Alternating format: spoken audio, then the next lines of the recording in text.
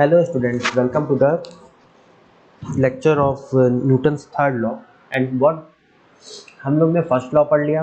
ठीक है, first law क्या कहता है? फर्स्ट लॉ क्या कहता है? फर्स्ट लॉ कहता है कि कोई ऑब्जेक्ट अगर रुका हुआ है, ठीक है, या कोई ऑब्जेक्ट मोशन में है, ठीक, ये रेस्ट में है या मोशन में है, तो इसको रेस्ट टू मोशन लाने में हमें फोर्स अप्लाई करना पड़ेगा, ठीक, और मोशन टू रेस्ट लाने में भी हमें एक्सटर्नल फोर्स अप्लाई करना पड़ेगा।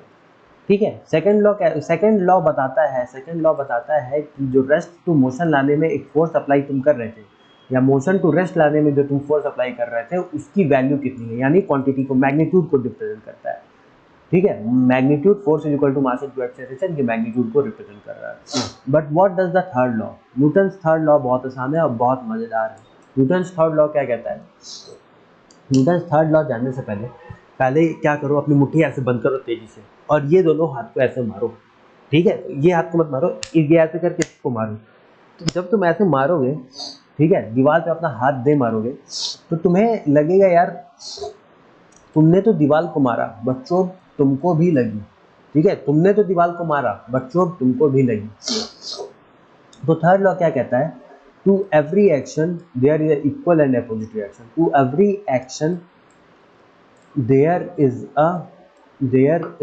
a equal and opposite reaction। Equal भी होगा और अपोजिट भी होगा, दोनों चीजें इंपॉर्टेंट है। इक्वल एंड अपोजिट रिएक्शन, बहुत सारे लोग यही लिख देते हैं, to every action there is equal reaction. Equal and opposite दोनों इंपॉर्टेंट है। ठीक, लेट अस से कि ये वॉल है, ठीक है, वॉल पे अगर तुम समझ लो तुम एक कुर्सी पे व्हील वाली कुर्सी पे बैठे होगा, तुम अपने पैर से अगर वॉल को धक्का दोगे तो वॉल तो पीछे जाने से रहेगी, वॉल तो पीछे नहीं जाएगी, लेकिन तुम्हें पता है कि तुम पीछे चले जाओगे। क्यों? क्योंकि ये देखो, ठीक, देखो हो क्या रहा होगा, ये वॉल है और तुम यहाँ पे समझ लो व्हील वाली कुर्सी पे बैठे हो जिस पे व्हील लगा है, तुम पैर से दे मारे, ठीक, तो वॉल पे एक फोर्स लगेगी, इधर की डायरेक्शन में फोर्स लगेगी, बट तुम्हारे ऊपर भी एक फोर्स लगेगी, किस डायरेक्शन में लगेगी? इधर की डायरेक्शन में। To every action, this is a action there is equal and opposite reaction. This is a equal and opposite. ठीक है, जितना ज्यादा तुम फोर्स लगाओगे दीवार पे उतना ज्यादा फोर्स तुम्हारे ऊपर लगेगा। To every action there is a equal and opposite reaction.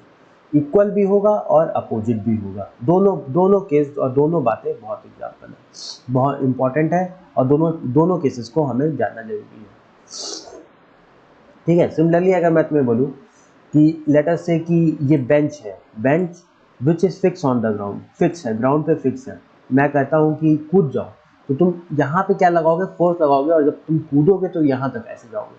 ठीक है, लेकिन समझ लो इतना ही बड़ा बेंच है और it is not fixed, ground पे फिक्स नहीं है। मैं बोलता हूँ कूद जाओ, तो तुम फोर्स लगाओगे, लेकिन जब तुम कूदोगे तो तुम बस यहीं तक जा पाओगे। ऐसा क्यों हो पाया?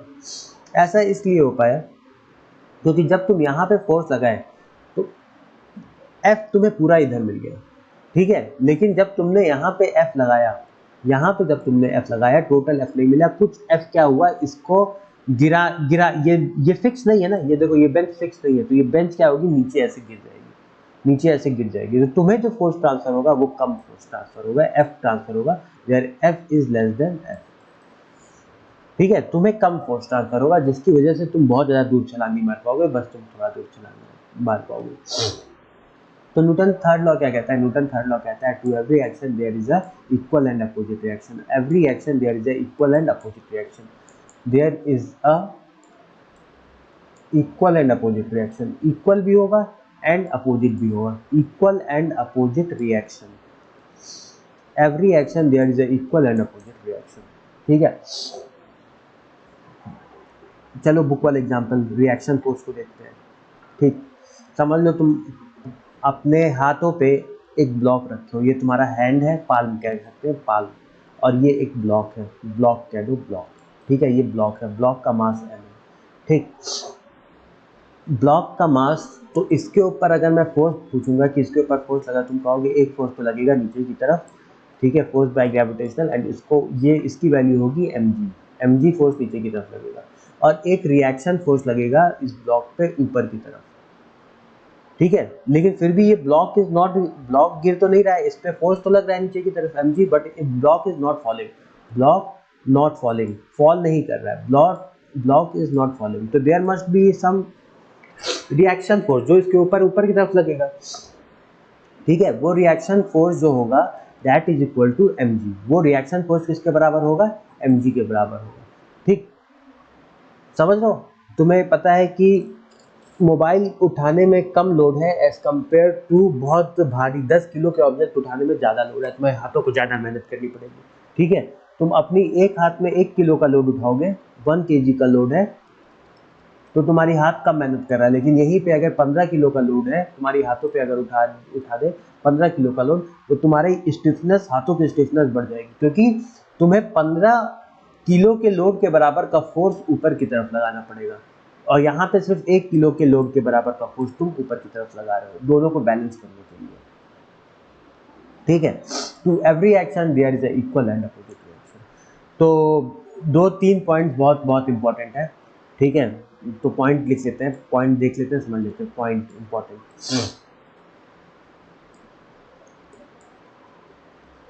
जो एक्शन रिएक्शन ये पेयर में होते हैं, ठीक है। एक बॉडी पे फोर्स लगता है F, तो दूसरी बॉडी पे उल्टा फोर्स लगता है F, ठीक है। एक्शन रिएक्शन जो होते हैं वो पेयर होते हैं, एक्शन रिएक्शन का एक पेयर होता है, पेयर होते हैं पहला, और ये एक बॉडी पे नहीं लगते हैं, they act, action reaction pair दो डिफरेंट बॉडी पे लगते हैं, एक्शन रिएक्शन पेयर जो होते हैं दो डिफरेंट बॉडी पे लगते हैं, pair acts on two different body, acts on two different body, दो डिफरेंट बॉडी पे लगते हैं, ठीक है। एक्शन रिएक्शन का जो पेयर है वो दो डिफरेंट बॉडी पे लगता है, ये एक पेयर में होता है और दो डिफरेंट बॉडी पे लगता है। तीसरा कि लेट अस से कि तुमने वॉल को फोर्स लगाया F, तो वॉल तुम्हारे ऊपर भी एक फोर्स लगाएगी F, ठीक है। ये F और ये F दोनों का डायरेक्शन अपोजिट होता है, ठीक। तो अगर तुम्हारा फोर्स, अगर ये फोर्स है force on wall by boy, और ये है force on boy by wall, ठीक है। अगर समझ लो ऐसा कुछ है, तो force on wall by boy is negative of force on wall by wall, ये है, ठीक। बट मैग्नीट्यूड इज सेम, दोनों की वैल्यू सेम होगी, value of force is same, value of force is same, but opposite, same रहेगा लेकिन opposite रहेगा, ठीक है। तो ये बेसिक सी चीज़ें हैं जो तुम्हारा न्यूटन्स थर्ड लॉ पे होती है। कुछ एग्जांपल्स देख लेते हैं, न्यूटन्स थर्ड लॉ पे एग्जांपल्स क्या क्या होते हैं, ठीक।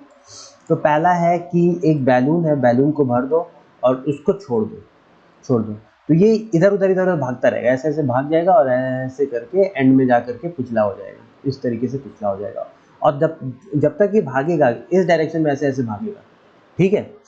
सेकंड, तुम कह सकते हो कि तुमने एक स्टीमर शेप का कुछ बनाया और अंदर यहाँ पे एक होल कर दिया, यहाँ पे अंदर कुछ तुमने कपूर जला करके ऐसे रख दिया, तो होल से क्या होगा, होल से धीमे धीमे जो गैसेस हैं बाहर निकलेंगी, और ये स्टीमर इसके अपोजिट डायरेक्शन में, क्योंकि गैसेस इधर निकलेंगी तो स्टीमर पे फोर्स इधर लगेगा, और स्टीमर इस तरीके से ऐसे आगे जाता हुआ दिखेगा, ठीक है। थर्ड क्या होता है, रॉकेट में होता है, ये रॉकेट की गैसेस कहाँ से निकलती है, नीचे से रॉकेट की गैसेस निकलती हैं, ठीक। तो गैसेस इधर से निकलेंगी और रॉकेट किधर जाएगा, रॉकेट इधर से ऊपर चला जाएगा, तो फोर्स ऑन रॉकेट इधर की तरफ लगेगा और गैसेस के नीचे तरफ फोर्स लगेगी, रॉकेट पे कहाँ की तरफ फोर्स लगेगा, गैसेस पे तुम्हारा नीचे की तरफ फोर्स लगेगा, और रॉकेट पे कहाँ की तरफ लगेगा, ऊपर की तरफ रॉकेट पे फोर्स लगेगा, ठीक है। Similar is the case of gun firing, gun में क्या होता है, गन फायरिंग में क्या होता है, ठीक है, रिकॉइल होता है, जैसे गन को जब तुम मारोगे तो एक रिकॉइल होगा, यानी कि गन पीछे की तरफ आता है, धक धक। तो क्या होता है कि बहुत तेजी से बुलेट जब यहाँ से निकलती है तो बुलेट के ऊपर तो फोर्स इधर की तरफ लगा, बट ये गन के ऊपर फोर्स पीछे की डायरेक्शन में लगेगा, तो गन के अंदर भी एक रिकॉइल स्पीड आ जाता है, यानी कि पीछे की तरफ ऐसे ऐसे झटका देता है, ठीक है। तो ये सब कुछ एग्जांपल्स हैं। एक और एग्जांपल्स देख लो, जैसे कि समझ लो बोट है, बोट और ये है लेटर से रिवर बैंक है, रिवर बैंक। तो यहाँ से जब कोई आदमी रिवर बैंक, बोट से रिवर बैंक की तरफ आता है, ठीक है, तो बोट पीछे जा चली जाती है थोड़ी सी, ठीक। क्यों पीछे चली जाती है? क्योंकि जो आदमी है वो फोर्स बोट पे पीछे की तरफ लगाता है ताकि वो आगे आ सके। इसी फोर्स के कारण क्या होता है, बोट थोड़ी सी पीछे चली जाती है। तो there are many examples of Newton's third law. हमने उसमें से कुछ एग्जांपल्स पढ़ लिया है, ठीक है। तो होपफुली आपको ये वीडियो समझ में आया होगा। आप ये वीडियो को देखिए और न्यूटन्स थर्ड लॉ पे और भी वो क्लासेस अटेंड कीजिए न्यूटन्स थर्ड लॉ की। और इसके बाद की चीज़ है ग्रेविटेशन, जो कि हमने क्लास में कर लिया है। इस पर वीडियोस भी मैं कुछ दिन में डाल दूँगा, ठीक है। और सिंस देखिए, मैं हमेशा बोलता हूँ कि आपको ये नहीं करना है कि आप एक बार चीज़ों को पढ़िए और उसके बाद दोबारा रिवाइज नहीं कीजिए। क्लासरूम में क्या होता है कि दोबारा रिवाइज करने का हमारे पास टाइम नहीं रहता है। बट ये जब हम वीडियोस डाल देते हैं तो आपसे एक एक्सपेक्टेशन रहती है कि आप क्लासरूम में तो पढ़ ही रहे हैं, लेकिन आप जब जाएंगे तो वीडियो में भी वापस जा करके घर पे थोड़ा सा रिवीजन करेंगे। हर 2-3 महीने पे रिवीजन करते रहिए। इसी के साथ मैं वीडियो को समाप्त करता हूँ। नेक्स्ट वीडियो में हम लोग फिर से मिलेंगे। Thank you.